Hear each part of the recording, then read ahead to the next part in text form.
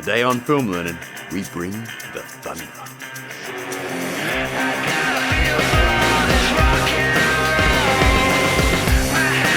Hey guys, welcome to Film Learnin, the show dedicated to learning you some filmmaking and learning you good. I'm just gonna put that down.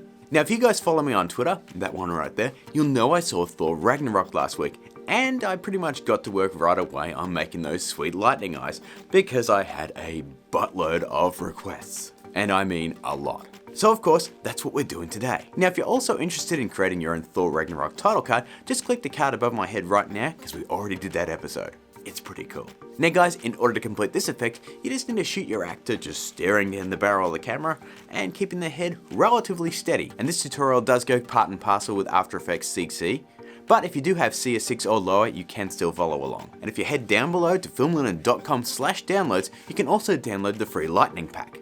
Now, you got all that? Let's get to work, shall we? Okay guys, please excuse Peg snoring in the corner, but here we are in After Effects and I've got my footage in a comp all ready to go. So the first thing we're going to do is track our footage. And thanks to the awesome face tracker in After Effects CC, this is pretty damn easy. Now if you are still using After Effects CS6 and under, don't fret gang, because you can also play along. Just click the card in the corner and it'll show you how to track your eyes in CS6. So how do we track it? Simple. But let's stop for a second, because I just want to mention this quickly as it's a problem that I faced.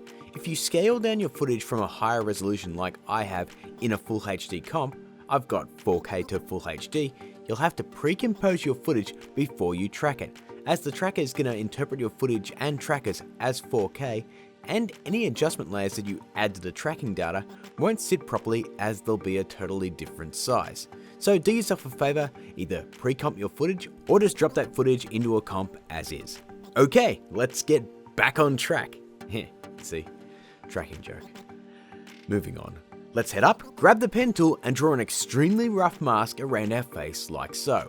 We'll then head over to this thing, the tracker controls, set the track to face tracking detailed, hit the play button, and after a little time, depending on the length of your clip, you'll have a floating head with a bunch of points on it. Now the ones we're interested in are the pupils and the inner eye, but we'll get into that in just a second. We're just going to turn that mask off right now. And just a side note, you may not be able to get a good track if you move around too much or your eyes aren't visible, so be sure and light yourself well and keep that head steady. So let's start building the eye. Let's head up, add a new adjustment layer, stay up there, grab the pen tool and draw a mask around the inner part of our eye. There we go. From there, let's grab our anchor point tool and we're going to make sure that the anchor point is on the pupil of our eye, like so. We'll then change the transfer mode on that to add, and then let's call it, I don't know, right inner eye. We'll then hit P to bring up our position controls and make sure that those face track points are collapsed down below. Here we are. And then we're going to head back up, and when we hold the Alt key, we're also going to hit the stopwatch on position, and then you'll see it turn red and an expression box will open just on the timeline. We're then going to grab that pick whip, this little coil thing right here, and then we'll parent that adjustment layer to the right pupil. Our pupil mask will now be tracked to our pupil. Now let's add some effects to that pupil. Firstly, let's head to Effect, Color Correction, and add Exposure. Now these are my settings gang, but you may have to have a play and see what works for your shot as always. I'm going to set the exposure to 7.19, and I'm going to set the gamma correction to 4.11. As you can see, this just makes this awful jagged white dot. Not so nice. So let's refine it. Firstly, let's do a preview and just see how well our track works. Now if you find that the track is a little off like mine, you'll probably find it's because the placement of your anchor point isn't completely correct. So let's grab the anchor point tool, zoom in on that eyeball, and then we'll shift it back into place and do a preview. Much better now. From there, let's feather this mask out just a little bit. Let's collapse down the mask menu and give it a feather of around 12. As always guys, have a play. Now that looks okay, but we really want to define the edge of that eye. So what we're going to do is we're going to head down to mask expansion and I'm going to lower that a little. There we are. Now if we check out a preview, you can see we have this kind of white contact lens with a nice border around our eye now. We'll now speed this video up and I'm going to do the exact same thing with the other eye, only this time we'll slow it back down to this point and I'll show you that we'll be parenting this adjustment layer to the left pupil tracker. speed it back up again while I add the exposure settings, the feathering, and lower that mask expansion down. And we now have both our eyes done. Well, that's the inner eye done. Time to do the outer eye, son. Head up, grab a new adjustment layer, change that transfer mode to add, and let's name this right outer eye. Next, let's grab the pen tool and draw a mask around the entire eye. Done. We'll then hit F and feather this out around 15 pixels. Let's then click on our pupil layer, copy that exposure effect that we just put on there, and then we're going to paste that onto our outer eye layer. From there, we'll head up to Effect, Color Correction, and grab Photo Filter. We'll then set the filter to Cooling LBB, and we'll turn off Preserve Luminosity. We'll then also crank that amount up to 100. Lastly, let's head back to Color Correction and grab a tint. Now all we're going to do here is just drop that tint amount down to 50% just to lessen how blue that eye is. From there, we've got to parent this layer to a tracker, right? Yes, that's correct. We're going to grab the anchor point tool once more, and we're going to move that anchor point into place near the inner part of the eye. Done. Let's then hit P, and holding down that Alt key, hit the stopwatch, and this time we're going to pick whip to the right inner eye tracking point.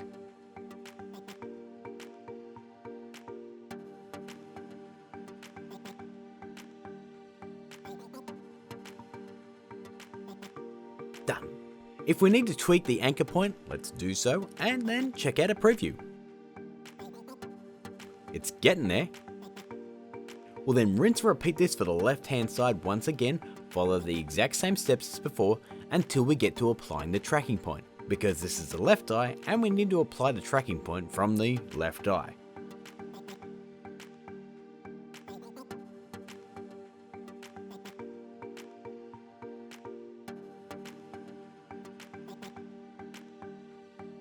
And once we've done that, you'll end up with something that looks like this. Now to finish this off, we're going to do something pretty simple really. We're going to duplicate both the outer eye layers one at a time. Let's start with the right, we'll then hit F to bring up the mask feathering, and we're just going to crank it up to 40 pixels. Repeat the process with the left eye and you'll end up with some sweet glowing Thor eyes. Our last step here is adding some glowing light fall off to our Thor eyes. And the way we do that is by adding some solid layers. So let's head up, add a new solid, and make it a baby blue.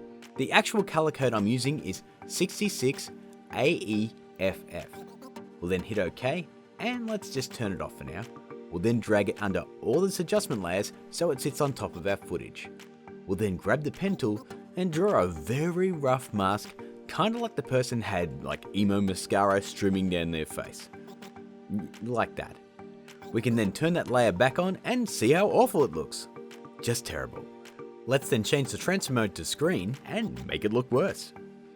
Let's then hit F and feather it out around 45 pixels. It still looks bad, I agree, so let's fix that. We'll head up to Effect, Blur and Sharpen, and grab Fast Box Blur. We'll then set the blur dimensions to vertical, check Repeat Edge Pixels, and then we're going to crank that amount up to around 58. Better, right? Now let's finish this off by parenting that layer to our outer eye adjustment layer. We'll then duplicate that solid.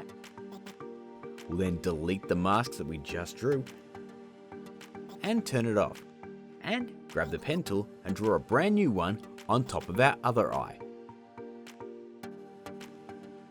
And of course, feather it out those 45 pixels or so. Turn it back on and bam! We'll then parent it to our left outer eye layer. And if we check out a preview, you've got yourself some sweet Thor lightning eyes, baby. Now guys, here's a little cherry on top. If you want that glow to pop out just a little bit more, all you need to do is head down to your footage, add a brightness and contrast, and just lower the brightness and maybe up the contrast a little bit. This will make that glow pop a hell of a lot more, and it looks a little bit better. It might seem just like a basic bit of color correction, but it does the job. One more quick and easy tip, if you want the light fall off to just stand out a little bit more, you can also duplicate those solid layers. And as you can see, it does pop a little bit more. Now guys, I know the lightning comes part and parcel with the eyes, but I've run out of time today, so I'm just going to be covering the building and animation of the lightning in another episode.